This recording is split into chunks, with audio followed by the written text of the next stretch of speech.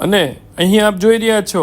એ તેમની સફળતાનો આ જે એમને સરસ એવું રિઝલ્ટ મળ્યું છે એનો ફોટોગ્રાફ છે। મિત્રો,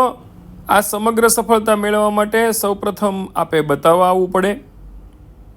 બહેનની સોનોગ્રાફી થાય, ભાઈનો વિરિયન રિપોર્ટ થાય,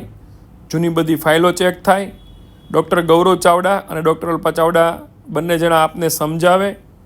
આપને દવા સમજાવે, તારીખ આપે, એ તારીખ આપે દવા ઇન્જેક્શન ચાલુ કરવા પડે,